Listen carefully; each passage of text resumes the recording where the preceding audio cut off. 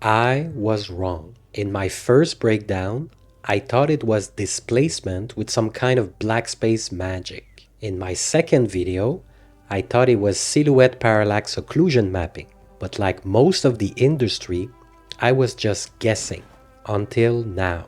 This is screen space displacement mapping. It's the impossible technique that gives Crimson Desert its depth without the memory cost of a technology like Unreal Engine 5's Nanite. Today, we can prove it. Look at this retaining wall. In-game, it looks like high poly masonry. In 3ds Max, it's basically a flat plank. Because this isn't geometry, it has a serious flaw. Watch the sword here. It's clipping through a rock that technically doesn't exist. This is the smoking gun for screen space logic. So before we go further, let's address the situation. Crimson Desert was released on March 19, 2026, a little over 1 month ago. And aside from selling very well, finding and pleasing its target audience, it also started all sorts of controversies. In the game dev community, the debates were just as heated, but on other types of topics. The win was certainly a big one. I made a video on the topic that you can watch here, by the way. The water particle simulation system that, despite being praised by David O'Reilly, who worked on Red Dead Redemption 2, and confirmed by the devs, well, some devs did not believe that it was in fact a simulation system. I also made a video on the topic that you can watch here. The lighting is also an element of debate in the gaming community in general. But there is one topic that gets a lot of attention. The displacement that we can see on every stone wall and most roads in this gigantic game. Some very experienced devs joined the online conversation, and some suggested that it was parallax occlusion mapping for sure. Others suggested that it was a standard displacement, while some pointed out to screen space displacement because of the behavior of the camera. Now, since Pearl Abyss did not confirm anything, which is normal by the way, they have worked and invested a lot of time and resources on their own engine Black Space, they are not quick to give all their tricks. But we are left guessing. Many people who have been around for a long time in this industry found it maybe a bit ridiculous hearing about this technique being debated in 2026. The amount of comments I saw saying it's nothing new or it's a technique from several decades ago, why are people amazed by this? You know, basically the type of comment that goes, I was doing that when you were still in your diapers, or something along those lines. Well, what this debate brought to light is the state of our beloved industry, and the flood of UE5 slop in the comments of my videos is symptomatic to say the least. That is a topic for another day though. So let's move on with our main concern here. Also, as I have mentioned in other videos, I am an environment artist really interested in the tech side of things. I am not a technical artist nor a graphical programmer. I do not claim to have 20 years of experience working on these type of things.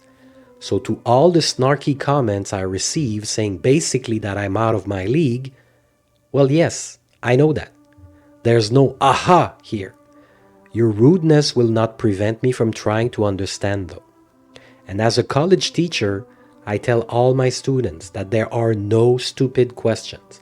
It would be stupid not to ask and stay in the dark, rather than fearing getting mocked by others. This has been a channel dedicated to artists working mostly on environment art since the start. I have been trying to help aspiring artists find the direction to get a job in the gaming industry, and I'm learning many things at the same time. I want to point out that very nice people are sharing tons of insights in the comment sections of the videos on this channel. So everyone is welcome to read. You will learn lots of great things. And thank you to all of those who are sharing. Okay, so now we have to explain what is the screen space displacement mapping. First of all, it does not exist in 3D space.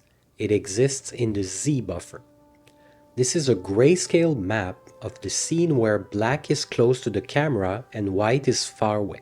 Screen space displacement works by lying to this buffer. The shader takes the height map value and manually offsets the depth of each pixel in the buffer. Standard displacement occurs during the geometry pass by moving actual vertices. The mesh has to be tessellated for this to work properly, which means it needs a lot of vertices. Screen space displacement, however, happens after the main geometry has already been projected onto the 2D screen. Because the displacement exists only in the Z buffer, the actual 3D model in 3ds Max remains a low-density plank or simple wall. If you were to look at the mesh from behind the screen space plane, the displacement would vanish because it only exists relative to the camera's current view. The shader calculates the view vector, the angle from the player's eyes to the wall. It shoots a ray through the height map until it hits a value that matches the height of the stone. Once a hit is found, the shader rewrites the depth value of that pixel. This is why the stones look like they have a silhouette and can hide things behind them. The main benefits of using this technique. This is a bandwidth winner. Storing 1,000 polygons for a wall and a 1K height map is much cheaper for the GPU than streaming 1,000,000 polygons via Nanite, for instance. Because the detail is handled in a single shader pass rather than unique geometry, the Blackspace engine can maintain massive draw distances without overloading the CPU with mesh instructions. Also, using this clever pixel shader, it means it works on older consoles and various hardware without a total engine rewrite. And we can see that the game runs very well on most platforms. I know some people will chime in and say that their specific setup has glitches, but I think we can all agree that the FPS is very smooth in this game. The main downside of using this technique, I think everyone already noticed. It's that it can't handle extreme grazing angles perfectly.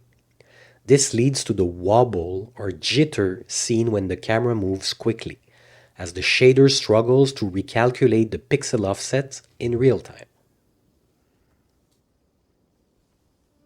In a screen space displacement workflow, the relationship between color and depth is fundamentally flipped compared to traditional game art. While the albedo provides the base visual information, the height map is what transforms a flat texture into a convincing 3D structure by controlling the light and shadow logic within the shader. In screen space displacement, the height map does not just bump the surface. It tells the shader which pixels are deep in a crevice and should be occluded from light sources. The shader uses the height values to calculate if a raised part of a stone should cast a shadow over a lower part, creating realistic self-shadowing that moves dynamically with the light. Because the height map dictates pixel offsets in the Z buffer, it actually breaks the silhouette of the mesh, making stones look like they are physically protruding from the wall even though the underlying geometry is flat. If you look at the albedo maps alone, the stones often look flat or even slightly muddy because they lack baked-in lighting. Let's take a look at several stone albedo maps. They all have that in common, and this has been a complaint from many people, that everything looks washed out and too similar. It is part of the space screen displacement workflow. The albedo is essentially a color wash that waits for the height map to provide the 3D coordinates for where the light should hit. By relying on high-fidelity height maps rather than dense geometry, the engine can achieve infinite detail because a 2D map is far more efficient to stream than millions of triangles. And that is really the whole philosophy behind the way that they have built PyWell. If you're learning from these videos but are still struggling to put everything together into a full environment, that's exactly why I built my full course.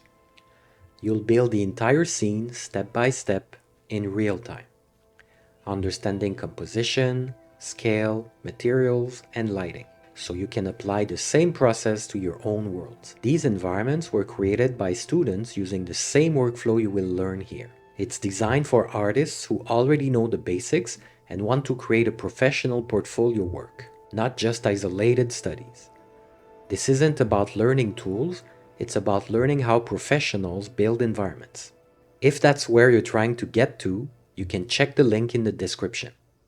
If you are an environment artist looking to reach this AAA standard, the takeaway isn't that you need a proprietary engine, of course, or that you should stop using Unreal Engine 5. The takeaway is about resource management. Here is how you can apply these black space lessons to your own portfolio pieces. Instead of choosing between extreme high poly or flat low poly, build your assets like the corbels and the ridge caps we analyzed in the previous video. You can watch the video right here. Use clean mid-poly silhouettes for your structural edges and let your shaders handle the surface micro detail.